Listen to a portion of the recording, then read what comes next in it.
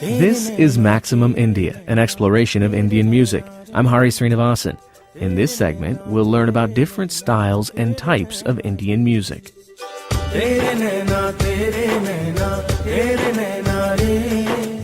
India is a massive and diverse country. It's got high, snowy mountains and huge burning deserts. And while it's only about half as big as the United States, there are more than 1 billion people there, and they speak hundreds and hundreds of dialects. This is a diversity that's exciting, but it can also be confounding, even for Indians. Here's Nandini Manesh, who runs a company called Banyan Tree that puts on Indian folk music festivals. India is really fascinating. It's huge, and there's so many regional variations that despite being Indians, we also get stumped at times when we travel into the interiors and remote parts even today.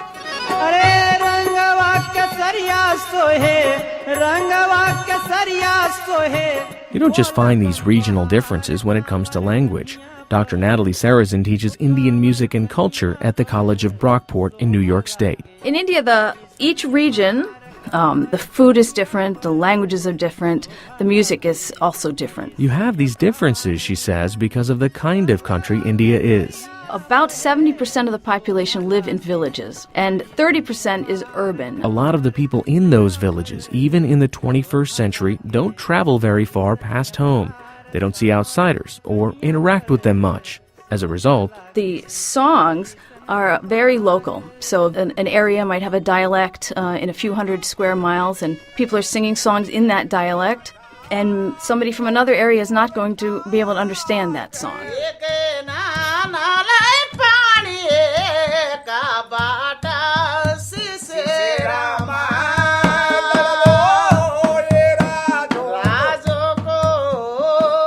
They might also not be able to play an instrument.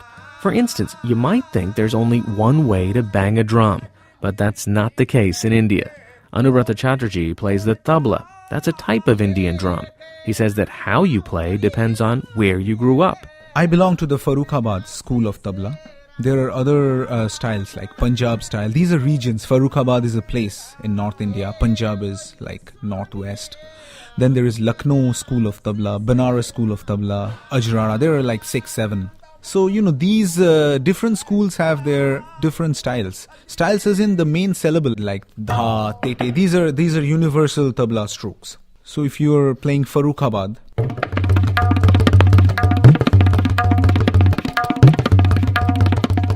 it has more like treble strokes.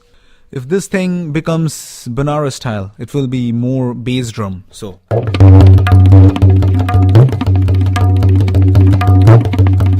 these are, there is much big differences. There are also going to be differences from place to place in the way a drum is used.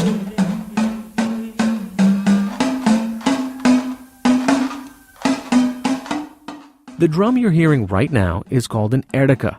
While the tabla drum is used in pretty much any kind of Indian music, you'll only hear an erdaka in one place, and you'll only hear it used for two things. Vinod Raghavan works with Indian folk musicians. That's the uniqueness of this instrument. It's a very, very ancient instrument in the state of Kerala again. There's a style of singing in Kerala which is done in the temples. It's called Sobhana Sangeetam. This is the only accompanying instrument to that singing.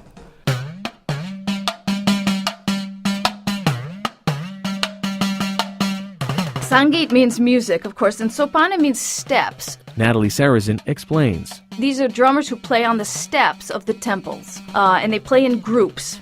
You are hearing these drummers are playing outside before the priest will come and then open the doors so that people can see the deity. There's only one other time you'll hear the erdaka played. And this is also part of the most evolved form of rhythmic pattern in Kerala. It's a form called Panchavadyam, where 5 instruments play together. But the 5 play as if in the end it sounds like one instrument is being played.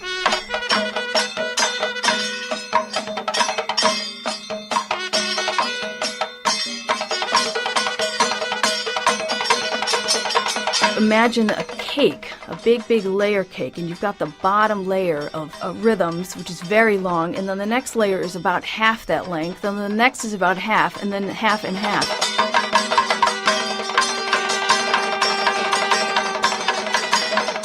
The bottom layer can literally be a cycle of hundreds of beats or even thousands of beats long, and then they have that and half that and half that all the way until you get to a very, very short rhythm of just a couple of beats.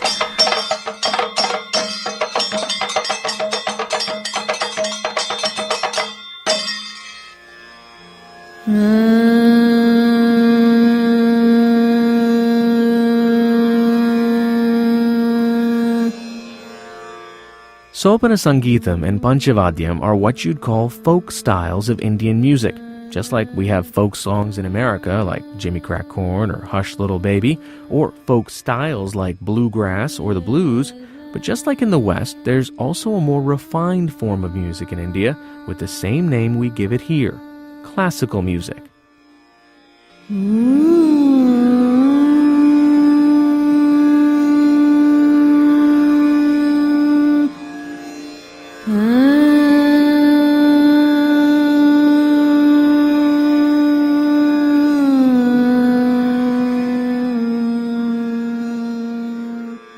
Most cultures in the world have classical traditions. But just because the title of this style of music sounds familiar, don't think that Indian classical music is anything like Western classical music.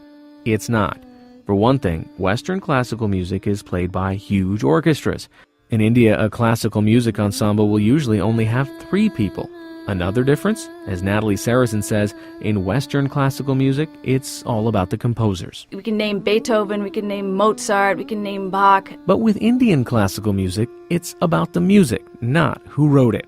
That's because unlike classical music in the West, Indian classical music is never written down. None of it is written down. They'll improvise the entire piece, and the piece can be, 45 minutes, an hour.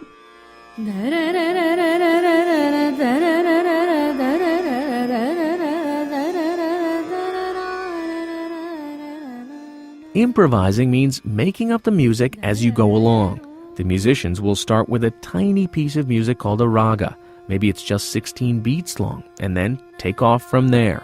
So it's not like in the West where you're listening to Beethoven's Fifth Symphony and you can come in at any point in the piece and eventually you say, oh, that's Beethoven's Fifth Symphony. Instead, according to Indian classical music performer Shubha Shankaran, the way you would recognize what the musician is playing is from the notes of the rag. So the audience will say, oh, that's rag Darbari Kannada.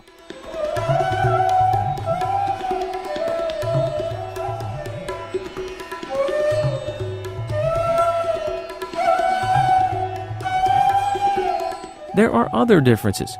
Shubha Shankaran demonstrates some of them on the sitar, a classical Indian string instrument that looks like a giant guitar. One of the essential differences between Western classical music and Indian classical music is that Western classical music is based on essentially 3 scales. Indian classical music, we play many scales.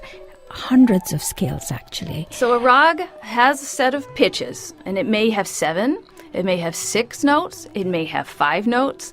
I'm going to give you a very simple example of just pentatonic rags, which is a rag consisting of 5 notes in the ascent, 5 notes in the descent.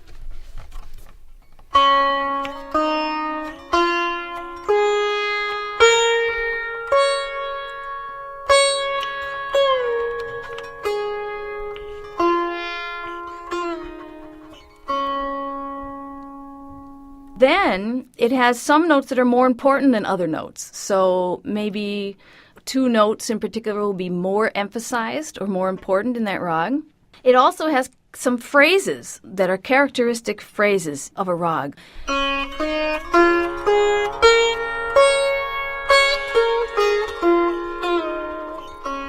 This is Rag Bhupali. Now, if I just change one note, it becomes another rag called Rag Durga.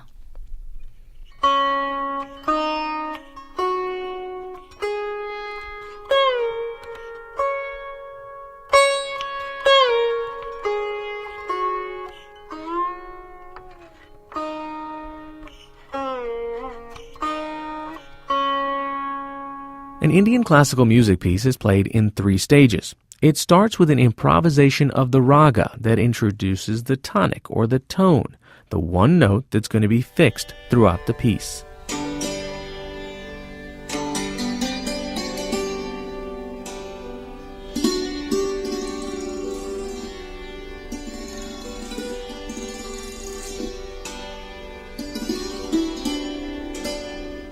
Then, in the second section, you add a little percussion.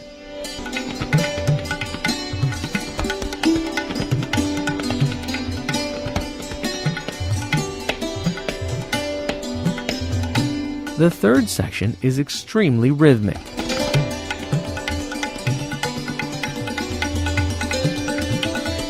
All the way through, as you may have heard, there was one distinctively Indian sound. That's what's called a drone.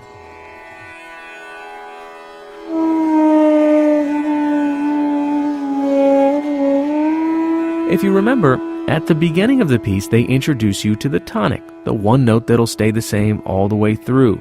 You use the drone to emphasize the tonic. Shubhashankaran demonstrates. The most important thing is that you have to have the concept of the tonic. And so when I said that you first show the tonic, what I did was, since this is the tonic,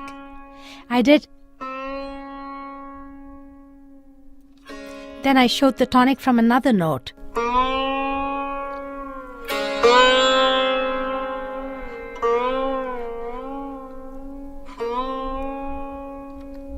Back to the tonic. That's why we have the drone. The drone constantly is emphasizing the tonic.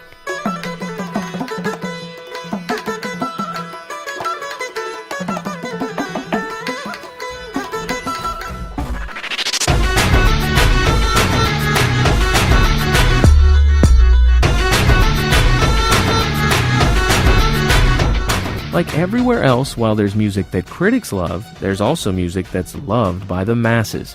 And in India, that music, the most popular music, is the music of the Indian film industry, what we call Bollywood.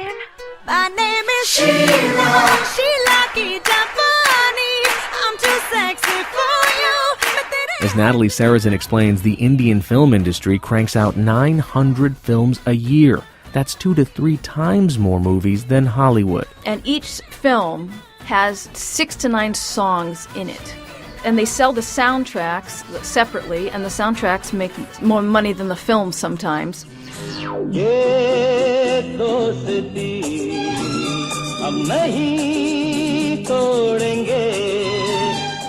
When you go to one of these Bollywood movies, you'll see something we consider just odd in the U.S., and I don't mean the fact that people are singing in an action film. I'm talking about the fact that all the actors lip-sync their songs, the songs being sung by someone called a playback singer in a studio. My students always ask, do the Indians know? And the answer is they not only know it, the playback singers are as famous or more famous sometimes than the actors.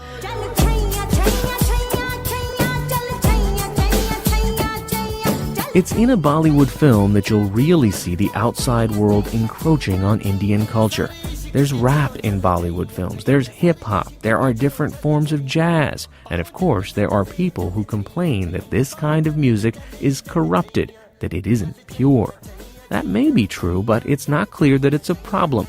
As tabla player Anubrata Chatterjee says, sometimes the best part of being a musician is learning and stealing and borrowing influences from other parts of the world. Well, the best part is traveling all over the world with your music, and then, different cultures. You get yourself more educated, jamming in with people from other culture, and the applause you get when you express yourself through your music, and they give you a feedback. That's unique. I always love, that's the best part of being a musician.